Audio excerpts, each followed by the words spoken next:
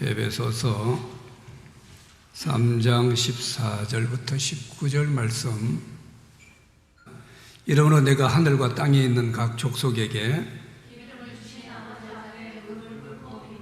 그의 영광의 풍성함을 따라 그의 성령으로 말미암아 너희 속사람을 능력으로 강건하게 하시오며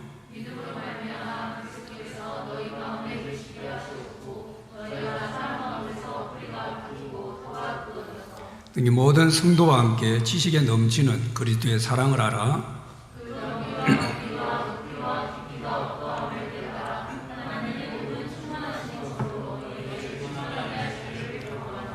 아멘. 오늘은 주님의 충만함을 충전받는 기도라는 제목을 생각했는데요. 오늘 이 말씀도 에베소 교인들을 향한 바울의 기도로 유명한 그런 내용이죠. 기도는 어떤 의미에서 하나님으로부터 끊임없이 충전받는 은혜라고도 말할 수 있겠죠. 참 신기해요. 기도가 하면요, 뭔가 하늘로부터 내 속에 막 채워지는 게 있어요. 보이진 않지만. 근데 그게 실제입니다. 보이지 않다고 없는 게 아니거든요. 하나님 이름만 불러, 어떨 때는 예수님 이름만 불러도 우리가 배터리 충전을 하듯이, 핸드폰 충전을 하듯이 뭔가 채워지는 거예요. 그래서 내 마음에 뜨거움이 있고 감격이 있고 삶에 대한 의욕이 있고 예배를 드릴 때 그 예배에 대한 뜨거움이 있고, 이게 계속 충전을 받아야 되는데 간달간달하면 어때요? 간달간달하니까 뭐 제대로 못하죠. 어느 날 보면 툭 끊겨서 아무것도 못하는 그런 자리까지 가게 되죠. 하나님 앞에 기도하는 이 기도를 하는 게 바로 그런 거죠. 갈수록 우리 시대가 기도가 없어지는 시대고, 또 어떤 의미에서 기도 어떤 무용론, 이제 뭐 더 이상 교회에서 기도할까, 기도가 필요할까 라는 그런 어떤, 누구도 입 밖에 내지는 않지만 암묵적으로 더 이상 기도 없어도 될 걸, 이런 식의 어떤 느낌이 주어지는 그런 시대인데요. 성경은 기도에 대한 이야기로 가득 차 있어요. 특별히 바울은 우리 지난 금요기도에도 골로새 1장 바울의 기도를 붙잡고 기도도 잠깐 했지만, 골로새에서 에베소서 구석구석에서 바울이 기도한 실제적인 기도문이 있습니다. 이건 기도문이거든요. 바울이 에베소 교인들을 향해서 한 기도문입니다. 그러니까 그럴 정도로 성경 전체는 기도에 대한 이야기가 많이 있어요. 기도해야 우리가 다시 한번 충전받게 되고, 세상이 어떠하든지 딱 충전된 힘만 있으면 이겨 나갈 수 있죠. 오늘 이 에베소 교인들을 향한 이 바울이 기도한 이 기도 내용을 우리가 자세히 한번 살펴보면서 우리가 주님 앞에 어떻게 기도해야 될 것인가, 특별히 오늘 풍성함, 충만함, 이런 식의 표현을 많이 이야기하고 있는데, 어떻게 내 인생이 더 충만한 삶을 살아갈 수 있는가를 좀 생각하도록 하죠. 여러분, 나폴레옹이 이전에 중국에 대해서, 그가 벌써 200년 전 사람이죠. 그가 했던 중국에 대한 유명한 이야기가 자주 우리 인용되는 그런 이야기가 있죠. 중국을 향해서 나폴레옹은 그렇게 말했어요. 지금 한 거인이 잠을 자고 있다. 우리는 그로 하여금 계속 잠자게 해야 된다. 만약에 그가 깨어난다면 세상을 흔들어 놓을 것이다. 나폴레옹이 중국에 대해서 했던 그런 유명한 이야기죠. 잠자는 거인이라 그랬고, 쟤들 잠 깨우면 안 된다. 만약에 저 중국이 잠이 깨면 세계를 흔들어 놓는다. 그러고 200년 지났는데 지금 어때요? 뭐 완전히 중국이 무슨 세상 다 뭐 흔드는 것 같죠. 중국 제품 없이는 세상이 안 돌아간다라고 할 정도로, 그럴 정도로 대단하죠. 근데 이건 어쩌면 나폴레옹이 한 이 말은 어쩌면요, 이 사탄 마귀가 해놓은 그런 말도 이런 말일 수 있다라고 생각할 수 있어요. 사탄이 그럴 수 있습니다. 교회를 깨우지 마라. 교회가 깨어나면 세상을 흔들어 놓는다. 왜냐하면 교회는 잠자는 거인이기 때문이다. 오카노 목사님이라고 유명한 목사님은 이 제목을 가지고 책을 썼어요. 잠자는 거인. 이런, 교회는 엄청난 거인인데, 거인이기 때문에 엄청난 큰 일을 할 수 있는데요, 잠을 자고 있는 거예요. 사탄은 잠을 재웁니다. 쟤 깨우지 마라, 교회. 교회 깨우면 큰일 난다. 왜? 뒤집어 놓거든요. 여러분, 중국이란 나라 하나가 세상을 뒤집어 놓는데요, 하나님을 믿는, 하늘의 능력을 공급받는 우리 그리스도인들이 잠에서 깨어난다면 이 세상을 뒤집어 놓는 정도가 아니죠. 우주가 아주 막 지축이 흔들릴 정도의 그런 일이 일어나게 되죠. 근데 문제는 이 교회가 깨어나지 않는 거예요. 잠을 자고 있어요, 많은 교회들이. 여러분, 교회가 잠잔다라고 하는 것은 교회가 예배 안 드린단 말이 아니죠. 교회가 어떤 봉사를 안 한다는 게 아니에요. 교회가 어떤 행사를 안 한다는 게 아니에요. 영적 잠을 이야기합니다. 영적 잠을 자고 있는 거죠.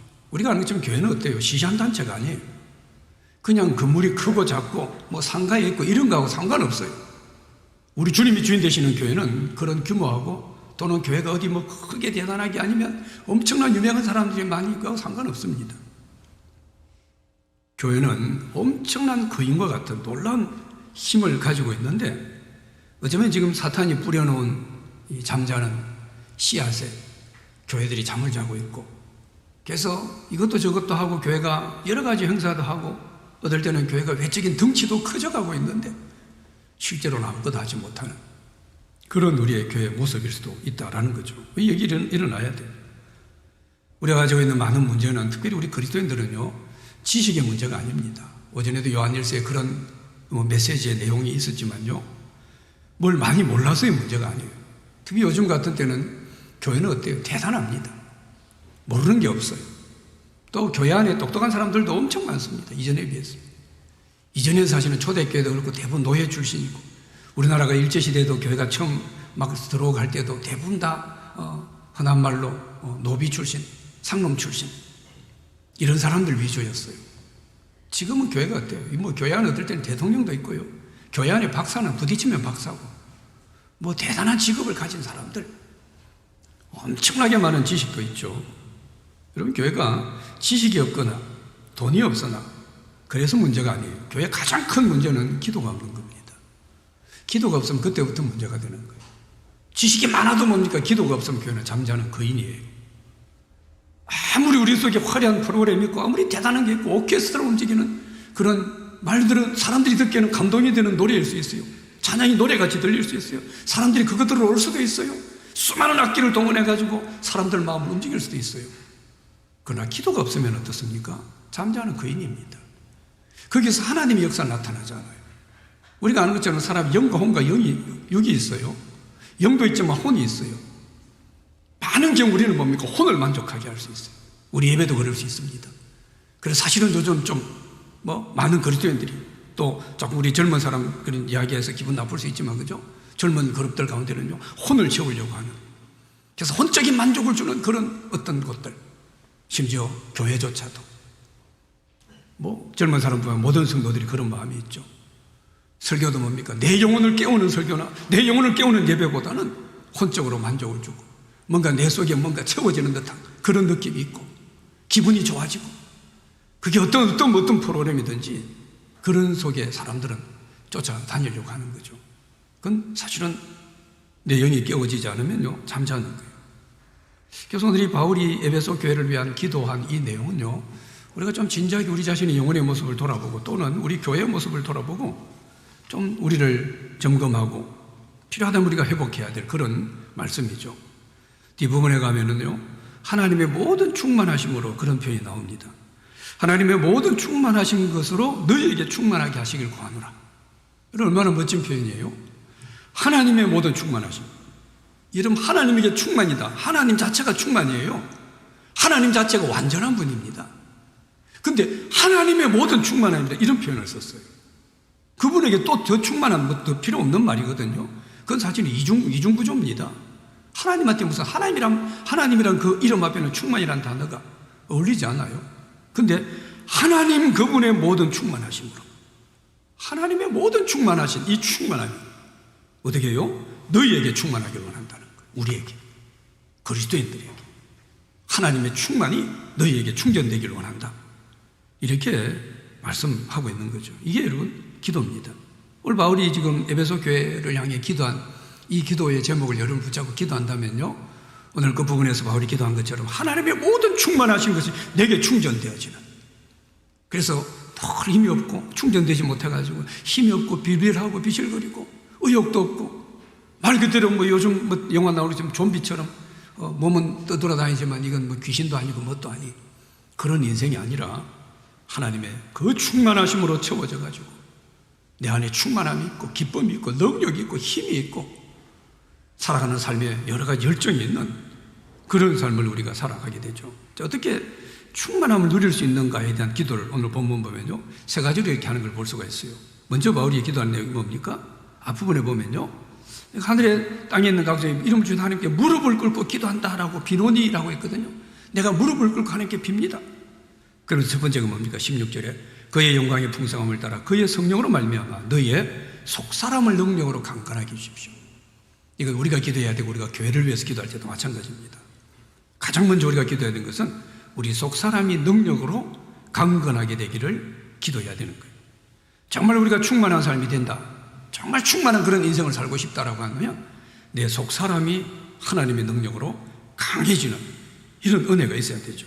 원래 지금 본문에 보면은 우리의 속사람이 이런 표현을 쓰거든요. 그건 사도 바울이 쓴 다른 성경에도 보면 사람을 속사람, 겉사람, 사람인데 사람을 이중으로 구분해놨죠.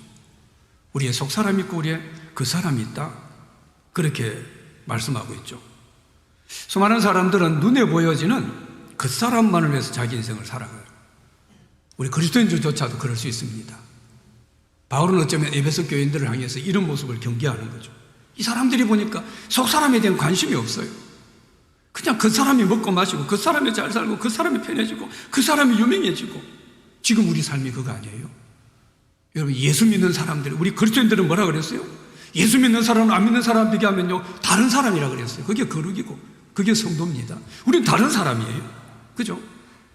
근데 다른 게 있어야 될 거 아니에요, 저 사람들하고. 근데 다른 게 단지 내 겉모습이 주일날 교회 나오는 이것만 다르다면 그건 아무 의미가 없어요. 그 속에는 아무런 어떤 힘도 능력도 나타나지 않습니다. 분명히 뭘 다른 게 있어야 돼요. 근데 그 다른 것 중에 중요한 게 뭡니까? 우리 그리스도인들은요 그 사람만을 위해서 살지 않는 그런 다름이 있어야 돼요. 그래서 다 세상에서 먹고 살고 이것만 이야기하지만 우리는 뭡니까? 당연히 우리도 직장생활 열심히 하고 공부도 열심히 하고 그렇게 살아가지만 우리가 살아가는 삶의 초점은 거기에 있지는 않아요. 그렇게 살아가긴 하지만, 여러분, 열심히 뭘 하지만 그렇다고 목적과 초점이 거기에 있는 사람과 다른 초점을 위해 사는 사람 다르죠.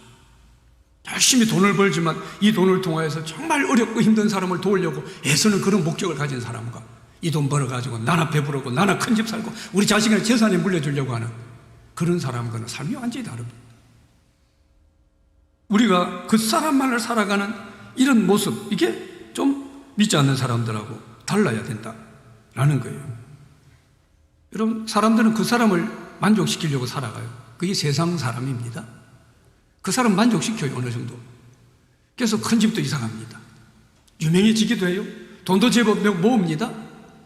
근데 어때요? 이 사람들이 시간이 가면 갈수록, 나이가 들면 들수록 이들 속에는요 허탄한 이야기를 해요. 수도 없는 제가 만났던 분들을 이야기하죠. 제가 전도했던 분들, 수많은 복음을 전했던 분들 가운데 셀 수 없는 분들이 그런 고백을 했습니다. 최고의, 자기 나름 최고의 지에 올라간 그런 사람, 그게 경제적이든 아니면 권력으로든 그런 어떤 말 그대로 한 정점을 찍은 사람들도 그 사람은 만족했는데 실제로 내 안에 채워지지 못한 그런 허탄한 이야기들을 너무 많이 해요. 왜냐하면 자기는 모르지만, 또는 자기는 인정하고 싶지 않지만 내 안에 속사람이 있는 거예요. 이거 하나님 그리 만든 거예요. 믿는 사람만 속사람 만든 게 아니에요. 믿는 사람은 속사람을 확인하고 속사람을 위해서 살아가는 사람이고, 안 믿는 사람은 속사람이 있지만 속사람을 확인하지 못한 사람이에요. 그 사람만 평생 확인하고 사는 사람, 이 차이뿐이에요. 안 믿어도 속사람이 있는 거예요. 근데 이 속사람이 채워지지 않는 거예요. 그러니까 허탄한 거예요. 그래 인생이 괴롭고 힘들고 그런 고백들 얼마나 제가 많이 이야기합니까? 우리가 지금 살아가는 시대도 어때요? 그 사람만을 강조합니다. 모든 광고와 모든 문학이라고 하는 모든, 이제 요즘 보는 여러분 유튜브라고 하는 모든 것에 뭡니까? 거의 대부분 내용이 뭐예요? 그 사람 이야기지. 속사람 이야기 없어요. 다 그 사람이 어떻게 하는가, 뭘 먹을까, 뭘 마실까, 어떻게 잘 살까, 어떻게 유명해질까, 어떻게 하면 더 이뻐질까, 어떻게 하면 몸이 더 멋진 몸이 될까, 이 이야기밖에 없어요. 그 안에 어떻게 하면 우리 정신이 건강할까, 어떻게 하면 내 인생을 좀 더 건전하게 살아갈까, 이런 이야기는 없어요. 그런 사람 바보 같아. 그런 사람 시대에 뒤떨어진 것 같아. 거기다가 우리 그리스도인들 한 단계 더 나가서 영혼의 문제를 이야기한다면 그건 무슨 뜬구름 잡는 이야기처럼 그리 듣습니다. 이 먹고 살기 바쁜 세상에 무슨 영혼 따위 이야기하느냐고 이런 이야기를 하죠. 사람들은 그런 식으로 살아가기 전부인처럼 그렇게 살아가요. 대부분 우리 사람들은 어때요? 문제가 생기게 되면 여러 가지 환경이나 우리 배경이나 그 사람적인 요소, 이것만을 탓하기 일쑤입니다. 왜 내가 이래? 왜 이런 집안에 태어났어? 내가 이만한 실력이 없었어? 내가 어떤 가진 게 없었어? 그 사람적인 문제를 이야기해요. 근데 여러분 성경을 보면 어때요? 성경은 하나님 만드신 책입니다. 하나님께서 우리 인생의 문제를 더 정확하게 아세요. 더 깊이 우리 진짜 본질의 문제를 성경은 하나님은 아시거든요. 근데 우리의 진짜 문제를 아시는 하나님께서는 성경에 대해서 뭐라고 이야기를 해요? 그 사람의 문제를 이야기 안 해요. 우리가 인생에 문제가 있는데 내 환경 때문에 내 이런 그 사람적인 문제가 아니라 사실은 성경이 이야기하는 건 뭡니까? 우리 속 사람의 문제를 강조합니다. 내 속 사람의 문제가 있는 거예요. 지금 얼마나 우리 주위의 사람들이 어때요? 지금 우리도 그럴 거예요. 너무 속 사람이 너무 약해 있어요. 속 사람이 너무 약합니다. 이건 우리 거듭난 그리스도인들이 영혼의 문제가 아니라도 흔히 우리 내적인 안에 있는 사람의 모습, 우리 정신이라고 할 수도 있겠죠. 이것도 너무 약해요, 요즘 사람들이. 자살률 1위. 왜 자살을 합니까? 뭐 사람들은 이야기를 해요. 뭐 그만큼 누구한테 댓글을, 나쁜 댓글을 받아서 이게 어쩔 수 없게 이런 식으로 이야기합니다. 저는 사실 그런 보도가 마음에 안 들어요. 그런 식의 보도가. 부추기잖아요. 그러니까 너도 그런 댓글을 받으면 너도 그럴 수 있다는 걸 부추기잖아요. 저것들이 기자라는 사람들이 곧단 이야기를 해요. 물론 그들을 정죄하거나 그들을 어떻게 말할 수는 없어요. 얼마나 고통스러우면 그런 일을 했겠어요. 그렇지만 그렇다고 그런 식의 이야기도 바람직하지 않습니다. 사람들은 어때요? 그런 문제 좀 들었다면, 누구한테 좀 이런 이야기 들었다면 쉽게 자기 생명을 집어 던져버려요. 군대에서 여러분, 요즘 군대 갔다 온 애들 이야기 들어보면요. 근데 그 많은 경우 어때요? 이제 이게 이렇게 약해가지고 너무 우리 속 사람들이 지금 약해진 거예요. 우리 그 사람이 강건해야 돼요. 바울이 그런 고백한 게 있죠. 그 사람은 후패하나 우리의 속은 날로 새롭다. 우리의 그 사람은 후패한다. 널 뭡니까? 썩어져가고 약해져가는 거예요. 그러나 내 속 사람은 날로 새롭다. 강해진다는 거예요. 이게 우리 그리스도인이에요. 그런데 예수 믿는 사람들이 내 속 사람이 강건하지 못하다라고 하면요, 예수 믿는 사람도 늘 그 사람 따라 살아갑니다. 나이가 들면 뭡니까? 이제 안 돼요. 나이가 들어서 이 이야기만 해요. 모세는 80살이었는데 노아는 120이 되었는데 그럼 그 사람들은 뭐예요? 그 사람들은 지금도 나이가 있지만 하나님께 쓰임받는 사람 얼마나 많아요. 우리의 그 사람은 후패하지만 우리 속 사람은 더 강해지는 거예요. 이게 성경적인 하나님 은혜의 원칙. 충전을 받으면 되는 거예요. 충전을. 내가 50년 교회 다녔어. 이제 50년 30세 예수 믿어 50년 예수 믿으면 80살이 되었어요. 50년 동안 내가 하나님으로부터 충전을 받았다. 하나님의 모든 충만하신 그 충만함을 내가 충전을 받았다면 50년을 충전을 받았어요. 핸드폰 1시간만 충전해놔도 뻥 충전이 되는데 그것도 전기한테 충전받는 거 아니에요? 꼴랑 전기한테 충전받아도 전 세계를 통화할 수 있는데 세계 모든 정보를 핸드폰으로 다 볼 수 있는데 우리는 하나님 앞에 충전을 받는다면 이게 얼마나 위대한 일이었나요? 근데 이걸 50년이나 충전을 받았어요. 근데 50년 교회를 다녀도 기도하지 않고 하나님께 충전받지 못한 사람은 뭐예요? 늘 그 사람이 약한 걸 가지고 핑계댑니다. 삶이, 환경이, 내 몸이 그래서 뭘 아무것도 못하고 이 속 사람이 강하지 못한 거예요. 우리 믿는 사람들 가운데 모습도 어때요? 지금 교회 안에서 보면 어때요? 참 안타깝지만요, 제가 보는 관점도 그래요. 갈수록 그런 모습이 갈수록 그게 어떨 때는 안타까워요. 갈수록 우리 그리스도인들이 뭡니까? 속 사람이 너무 약해요. 너무 약해요. 그래서 참 믿음이 뭡니까? 어떨 때는 믿음이 뭔가에 대한 의심이 생겨요. 믿는 게 뭔가? 아주 어떨 때 극단적인, 저 사람 진짜 믿을까? 저 사람 저기 진짜 하나님이 계실까? 그런 마음이 들 때도 있어요. 너무 속 사람이 약하니까. 우리 속 사람은 그런 게 아니에요. 우리는 하나님의 은혜로 채워진 사람들이에요. 근데 그들이 말하는 걸 들어보면, 그들이 살아가는 걸 보면요, 저게 믿음인데 저럴까 싶은 그런 안타까운 모습들이 없잖아 있잖아. 여러분 초대교회 성도들 보세요. 그들은 생명의 위협을 당했어요. 잡히면 죽어요. 사자밥이 되기도 했어요. 실제로 그렇게 했어요. 불에 태운 사람도 있어요. 말할 수 없는 그런 비참한 일이 일어났습니다. 그들이 그 사람은 쫓겼어요. 그 사람은 먹지 못했습니다. 그 사람한테 잡혀가면 예를 맞기도 했어요. 돌에 던짐을 당하기도 했어요. 그런데 그들이 속 사람이 강했던 거예요. 그 사람은 막 그냥 쫓기고 어렵고 한데 속 사람이 너무 강했던 거죠. 그 성경이 어떻게 초대교회 성도들을 표현합니까? 세상이 그걸 감당하지 못했다고 그랬어요. 세상이 그 사람들 감당을 못했어요. 그 사람은 비리비리해요. 그 사람은 아무 재주도 없어요. 그 사람은 세상에서 무슨 높은 사람도 없어요. 많이 배운 사람도 없어요. 대부분 노예 출신이에요. 얼마나 속 사람이 강했던지 어때요? 세상의 능히 그들을 감당하지 못했어. 세상이 감당할 수 없는 그런 사람들이라고 이야기한 거죠. 여러분, 속 사람이 강한 거예요. 이 속 사람이 강건해지도록 하나님 앞에 기도하는 겁니다. 그게 우리가 하나님의 충만함을 받는 거죠. 속 사람이 강건해지는 걸 본문에 보면 두 가지로 표현하죠. 16절에 보면요, 성령으로 말미암아 강건해진다. 성령을 통해서 우리의 속 사람이 강건해지는 거예요. 늘 성령 충만함을 받아야 돼요. 성령의 능력이 우리 가운데 있어야 돼요. 내 안에 성령님이 지도하시고 성령님이 이끄시고 성령님 우리를 붙드시는 이런 은혜들이 우리 가운데 늘 넘쳐나야 돼요. 그래서 너무 내 고집과 내 자아가 중심이 되지 않고 성령이 중심이 돼요. 성령으로 우리가 충만하게 되는 거죠. 그리고 16절 뒷부분에 어떻게 표현합니까? 그의 영광의 풍성을 따라라고 이야기했어요. 우리가 이 하나님이 주신 은혜로 속 사람이 강건해지는 것은요, 그의 영광의 풍성을 따라라고 이야기합니다.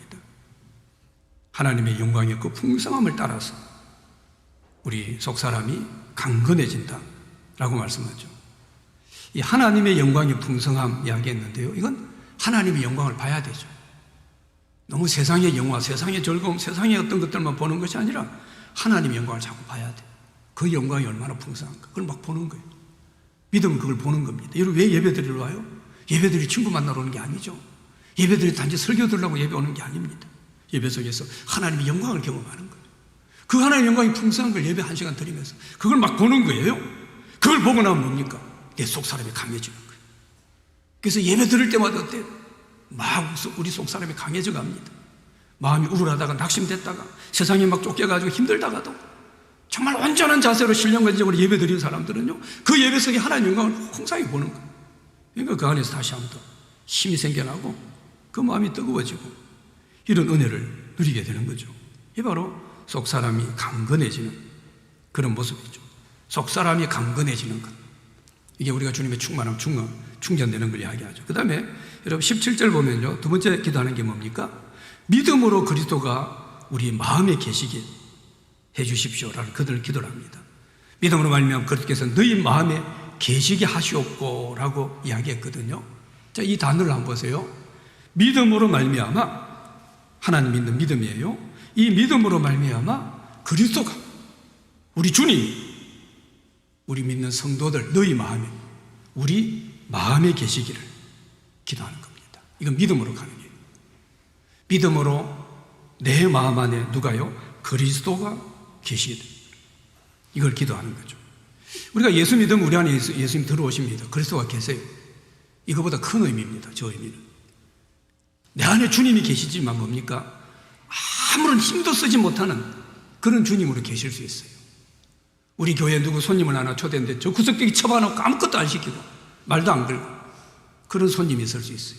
그러나 손님을 하나 모셔놓고 완전히 그냥 그분을 주인공으로 대접하고 모두가 인사하고 존중하고 완전히 다르죠. 이 지금 말하는 건 주님이 믿음으로 우리 안에 계시게 하시옵고 하는 것은 단지 예수 믿은 주님이 내 안에 들어온 그런 문제가 아니라 그분을 내 안에 꽉 주인이 되게 하는 겁니다. 그게 우리 기도가 돼야 돼요. 주님이 내 안에 계시길 바랍니다. 이건 믿음으로 가능한 거예요. 예수님이 온전히 내 인생을 주장하시는, 주인 되시는, 예수 믿을 때 우리 주님이 우리 안에 들어오셨지만 지금 다 들어와 있어요. 근데 많은 그리스도인들은 뭡니까? 하나님의 충만함으로 충전을 못 받는 그리스도인들, 속 사람이 강하고 하나님 능력 가운데 살아가지 못하는 그런 그리스도인의 모습은요, 주님이 들어와 계시긴 하지만 이분이 뭐예요? 아주 저 끄트머리에 그냥 말 한마디도 못하는 손님 정도, 대접도 못 받는 손님. 주님 우리한테 손님이 아닙니다. 주님이 주인이세요. 그래서 우리 주여 주여 이렇게 합니다. 주인이요? 말만 주인이죠.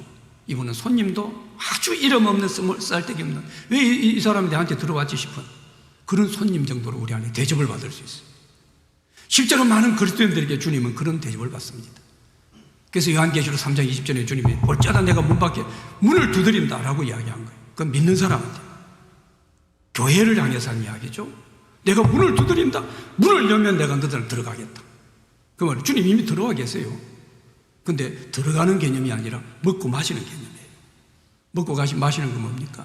교제입니다. 우리 요새 계속 요한일서 생각하는 것처럼 사귐이에요. 내가 네 주인이 되겠다는 거예요. 그러니까 믿는 사람한테 주님 문을 계속 두드리는 거예요. 우리 안에 주님이 들어오셔서 완전히 내 인생을 주관하시는, 내 인생을 주장하고 이끄시는 그런 주인으로 들어오시도록, 그렇게 지금 주님 앞에 기도하는 거죠. 여러분, 마음의 정원이라고 하는 책 많은 분들 보셨고 또 자주 설교 인용하죠. 우리 마음을 정원처럼 그렇게 설명합니다. 근데 우리 정원은 어때요? 정원은 아무리 좋은 꽃을 심어도 잡초가 나요. 근데 잡초는 어때요? 신기하게 심지 않아도 납니다. 깎아주지 않아도 잡초는 잘 커요. 꽃은 어때요? 물도 주고 뭘 해도 잘 죽어요. 그게 선한 것과 악한 것의 차이일 수 있겠죠. 잡초는 어때요? 꽃이 자라면 뭔가 잡초도 엄청나게 무성해집니다. 그래서 이 정원에 정말 아름다운 정원, 깨끗한 그런 정원을 만들려고 하면은 자주자주 잡초를 제거해야 돼요. 자꾸 잡초를 뽑아주고 제거하고 우리 꽃이 잘 두각을 내도록 그렇게 해야만이 아름다운 그런 정원이 되는 거죠. 이게 우리 마음이 그렇다는 거예요. 우리 마음에는 어때요? 이 정원처럼 참 신기하게 좋은 마음, 좋은 생각, 착한 마음, 이것은요 막 가꾸려고 해도 잘 안 자라요. 이게 신기하죠. 근데 나쁜 마음, 더러운 마음, 추악한 마음, 이 더러운 마음들은요 가꿀 생각도 없는데 이게 막 자라요. 이것만 꽉 차요. 어느 순간 보면 이거 다듬지 않으면 이걸 내가 다듬어야 돼요. 그걸 쫓아내고 버리고 예수 이름으로 물러내고 기도하고 하나님 은혜 구하고 말씀을 묵상하고 그러면서 이걸 뽑아내야 되는데 내버려 두는 거예요. 이렇게 뭐 있든 말든. 그 어느 순간 어때요? 내 모든 생각의 거의 90몇 프로는 뭡니까? 나쁜 마음이에요. 그 생각 속에 그것밖에 없어요. 이런 사람이 설교를 들어도 어때요? 오전에도 말씀한 것처럼요 내 안에 주님이 계시지만 이 주님이 지금 안에 와서 아무것도 할 수 없습니다. 꽉 차 있는 게 악한 것들이니까, 더러운 생각들이니까. 나오는 건 어때요? 우리 안에 가득한 게 밖으로 나오는데 그러니까 불평이 나오고 원망이 나오고 보면 뭐 이렇게 뭘 하지만 사실은 그 속에서 악한 것들이 나오게 되는 거죠. 이걸 자꾸 다듬어야 되는 거예요. 주님을 믿음으로 어때요? 자꾸 믿음으로 말미암아 그리스도께서 너희 마음에 계시게 하라 그랬거든요. 그래서 믿음이 중요합니다. 내 믿음으로 자꾸 하나님 믿습니다. 그러면서 어때요? 그리스도가 내 마음에 계시도록. 이 계신다는 것은 예수님 영접하는 게 아니라 주인이 되는 겁니다. 이렇게 될 수 있도록 애를 써야 돼요. 그러지 않으면, 근데 우리 마음에는 여러 방이 있다 그러죠. 우리 마음에는 방이 많다 그러잖아요. 그죠? 남편 방도 있고, 아내 방도 있고, 자식 방도 있고, 부모 방도 있고, 욕망의 방도 있고, 쾌락의 방도 있고, 사치의 방도 있고, 또 더러운 방도 있고, 죄 짓고 싶은 방도 있고. 우리 마음에는 엄청 방이 많다 그래요. 끊임없는 방들이 있습니다. 근데 이 방이 어때요? 다 그냥 지가 차 있는 거예요. 이 방들에 우리 주님이 들어오셔서 주님이 주인 되시도록 해야 되는데, 그러지 않으면 어때요? 자기 고집만 꽉 차가지고, 자기 자존심만 꽉 차가지고, 어떤 사람은 어때요? 어디서 누군가 상처받은 거, 이 상처받은 그걸로 평생 상처로 삽니다. 그 상처라는 거, 우리가 그 상처를 무시하거나 그 받은 상처를 뭐 이렇게 함부로 우리가 말하기는 어려워요. 자기한테는 아픈 상처니까. 그렇지만 그 상처를 가지고 평생 산다는 것은 내 인생에 대한 배신이에요. 그 상처 10년 전에 20년 전에 받은 그 상처 가지고 지금도 울고 먹어요. 지금도 10년 전, 지금은 그러지 않아요. 지금은 끝났어요. 그 날 상처 준 사람도 없어졌어요. 나는 상처받을 만큼 약한 자가 아니에요. 나는 다 컸어요. 나는 힘도 있어요. 그런데 아직도 그 상처에 얽매여 사는 사람들, 옛날에 내가 누구한테 들은 말, 비난, 이걸 지금도 가지고, 이게 얼마나 안타까워요. 왜요? 그 상처의 방에도 주님이 들어오셔서 주인 되려고 하는 거예요. 문을 두드리는 거예요. 그 방도 문 열어라. 내가 네 주인이다. 상처가 네 주인이 아니다. 근데 문을 안 여는 거예요. 내가 확 문을 잠가놓고 내 상처만큼, 내 자존심만큼, 내가 좋아하는 뭐만큼은 주님 못 들어오게 해요. 그건 여기 말씀처럼 믿음으로 말미암아 그리스도께서 그 안에도 들어오셔서 주인이 되시도록, 이걸 우리가 기도해야 돼요. 계속 기도해야 됩니다. 그래야만 뭡니까? 우리는 주님의 충만하심을 누리게 되죠. 자, 마지막으로 기도하는 그 뒷부분에 한번 보세요. 17절 뒷부분에요. 너희가 사랑 가운데서 뿌리가 박히고 트가 굳어졌어. 쭉 계속해서 뒤에 하는 이야기들도 그런 연관된 말씀들입니다. 자, 마지막으로 지금 바울이 에베소 교회에서 기도한 내용 보면은 우리가 뭡니까? 주님의 사랑에다가 깊이 뿌리 내리도록 그 기도를 지금 하고 있는 거예요. 여러분, 우리가 하나님의 사랑을 제대로 알게 되면요, 엄청나게 강한 자가 됩니다. 흔히 남녀 간에 또는 친구 간의 사랑만 해도 어때요? 강하죠. 로미오와 줄리엣 생명 내걸고 사랑했어요. 춘향이 이도령 기다린다고 내 죽여라 그랬어요. 그건 사랑 때문입니다. 다른 어떤 부귀영화 때문이 아니에요. 그건 사랑 때문이에요. 사랑은 그만큼 엄청나게 큰 힘이 있습니다. 왜요? 사랑의 시작이 하나님이기 때문이에요. 비록 그 사랑이 좀 변질되어서 어떤 인간적인 사랑이긴 해도 뭡니까? 사랑의 시작은 하나님이에요. 하나님이 사랑이기 때문이에요. 그래서 사랑은 엄청나게 큰 힘을 가지고 있어요. 근데 사람끼리 사랑하고 남녀 간의 사랑에도 자기 생명을 내놓을 만큼 엄청나게 강한 힘이 있는데, 하나님의 사랑에다가 내가 뿌리를 내린다면요, 이건 말할 수 없는 겁니다. 이건 생각할 수 없는, 상상할 수 없는 그런 엄청난 힘이 우리 가운데 나오게 되는 거죠. 그래서 뒤에 보면요, 하나님의 사랑이 넓이와 길이와 높이와 깊이가 없다고 깨달아라. 하나님의 사랑이 얼마나 크고 넓은지, 얼마나 높은지, 얼마나 깊은지, 거기에 대해서 19절에서 계속해서 말씀하고 있는 걸 보죠. 하나님의 사랑에 깊이 뿌리 내리게 되면요, 우리 삶은 다릅니다. 그래서 내 인생이 어디다가 뿌리를 내렸느냐, 자주 우리가 점검해야 될 문제예요. 자기 인생이 어디에 뿌린, 내 생각도 내 마음도 어디다 뿌리를 내고 있는가. 그 뿌리 내린 거기에서 뭡니까? 뿌리로부터 모든 양분이 나오는 거예요. 아까 말씀처럼 자기 고집이나 자기 자존심이나 어떤 자기 어떤 육체적인 욕망, 여기에만 모든 뿌리를 내려오는 사람은요, 거기서 다 나옵니다. 내가 행동하는 모든, 내가 뭔가 뭘 하고 봉사하고 헌신한다는 모든 것도 그 뿌리에서 나와요. 내 욕망에서, 내 자존심에서, 내 고집에서. 그러니까 뭘 선한 일을 하는데도 이런 사람들 가운데는 보면요, 그 뿌리가 자기 욕망과 자기 자존심이기 때문에 거기서 뿌리를 내려놓고 지금 나름대로 헌신한다, 봉사한다 하기 때문에 결정적으로 나오는 열매들을 보면요, 나를 위한 거예요.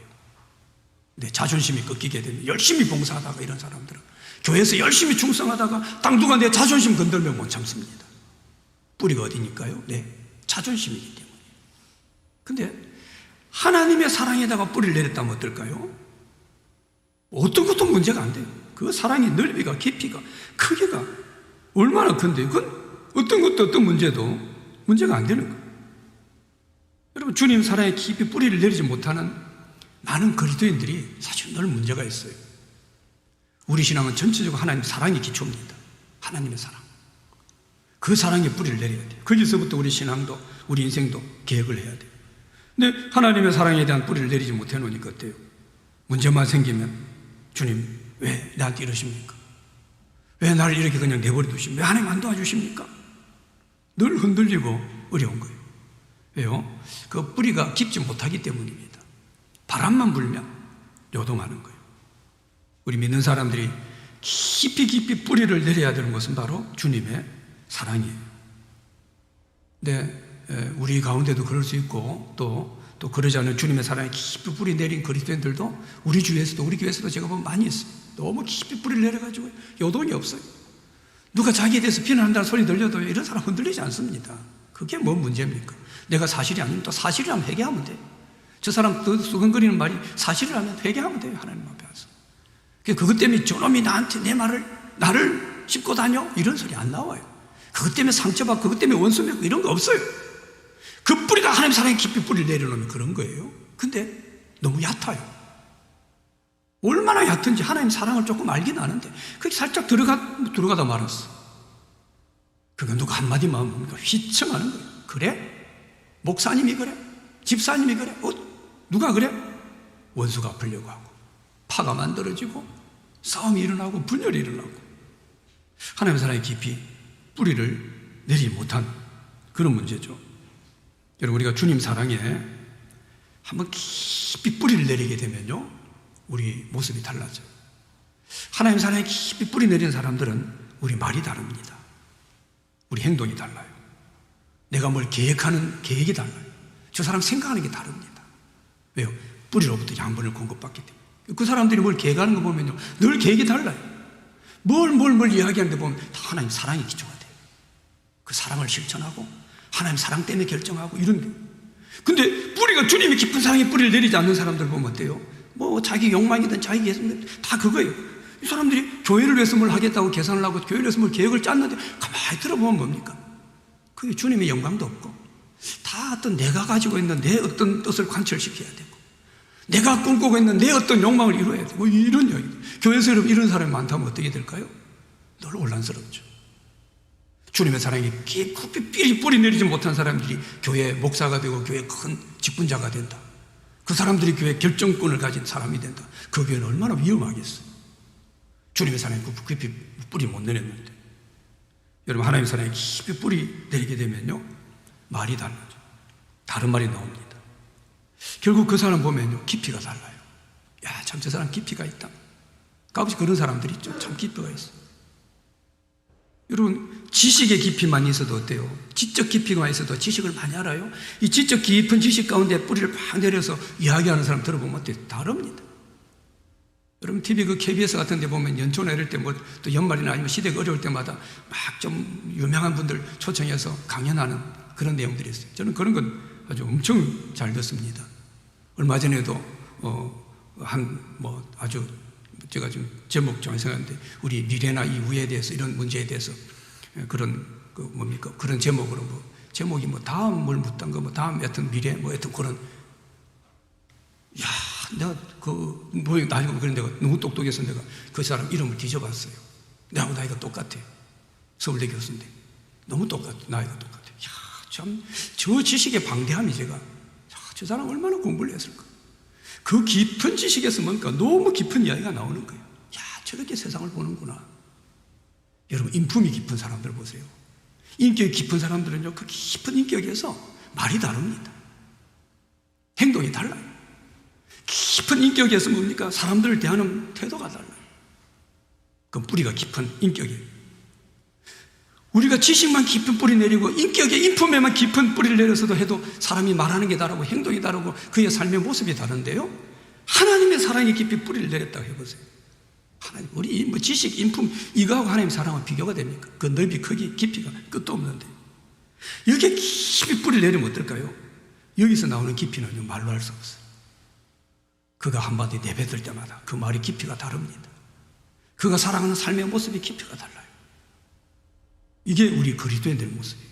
이게 하나님의 충만하심을 우리가 충만함으로 늘 충전받는 그런 모습에서 드러나는 우리의 모습이 된다는 거죠. 우리가 얼마나 지금 하나님의 충만하심으로 충만한가 오늘 한번 여러분 생각하는 그런 시간 가지기 바랍니다. 갈수록 우리 그리스도인들이 충만해지기보다는 더 메말라져가는 그런 모습이 있죠. 기도는 주님의 충만함을 충전받는 것이다. 그렇게 말해야 됩니다. 기도해야 이 하나님의 충만하심을 충전받는 모든 것 하나님의 모든 충만하심이 내게 충만케 되는 이런 은혜.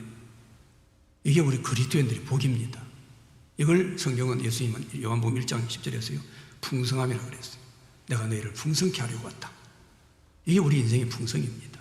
이게 우리가 예수 믿으면 이 풍성하게 충만하게 살 수 있는 그런 모든 우리는 자격을 가지고 예수 믿게 되었는데 늘 인생을 빈약하게 살고 인생을 껍데기만 살고 그 사람만 붙들고 살아가고 그래서 그 사람이 힘들면 인생 끝난 것처럼 살아가고 얼마나 안타까워요.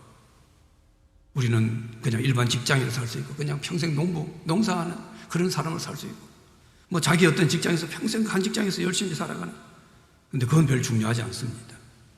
내가 어떤 직업에서 어떤 직장에서 어떤 자리에서 어쩌면 높은 자리든 낮은 자리든요 내가 하나님의 얼마나 충만하심을 나는 충전받아 살아가느냐 이게 여러분 우리 인생을 다르게 하는 거예요. 오늘 바울이 기도했던 것처럼 세 가지 기도 나왔죠. 그죠? 하나님 내 속사람을 능력으로 강건하게 해주십시오. 여러분 속사람이 강건해지도록 기도해야 돼요. 믿음으로 말미암아 그리스도께서 내 안에 계시도록 내 주인이 되시도록 그 다음에 뭐죠? 하나님 사랑에 내가 깊이 뿌리를 내리도록 여러분 기도해야 돼요. 이 기도하게 될 때 뭡니까? 하나님의 모든 충만하신 것이 우리 가운데 충전되어지는 그래서 쉽게 배터리 빠져가지고 힘없이 비리비리 하지 않고 어때요? 강건하고 담대하고 아주 힘있고 오늘 이 말씀 우리가 기억해서 좀 적극적으로 하나님 앞에 기도함으로 하나님의 모든 충만하신 것을 충만하게 충전받고 여러분 힘있게 살아가는 그런 우리 귀한 삶이 되기를 바랍니다. 오늘 바울이 에베소 교회 성도들을 향해서 정말 마음을 쏟아 기도했던 이 간절한 기도의 제목이 저희들 기도 제목이 되게 하시고, 오늘 바울의 간절한 기도처럼 우리의 속사람이 하나님의 능력으로 강건해지는 은혜가 있게 하시고, 믿음으로 주님이 우리 주인 되신 은혜가 있게 하시고, 우리 하나님의 그 크고 깊은 사랑 가운데 뿌리 깊이 내리는, 정말 우리 인생에 깊이가 있는, 우리의 믿음이 깊이 있는 그런 우리의 믿음의 삶이 되어지도록 주님 은혜 다하여 주시옵소서. 날마다 기도로 주의 충만하심을 충전받고 더 힘있고 담대하게 승리하는 그래서 우리 모든 성도들 되어지도록 주님 축복하여 주시옵소서. 예수님의 이름으로 기도드렸습니다. 아멘. 기도만 하고 마칩니다. 하늘에 계신 우리 아버지, 아버지의 이름을 거룩하게 하시며 아버지의 나라가 오게 하시며 아버지의 뜻이 하늘에서와 같이 땅에서도 이루어지게 하소서. 오늘 우리에게 일용할 양식을 주시고 우리가 우리에게 잘못한 사람을 용서해 준 것 같이 우리의 죄를 용서해 주시고 우리를 시험에 빠지지 않게 하시고 악에서 구하소서. 나라와 권능과 영광이 영원히 아버지의 것입니다. 아멘.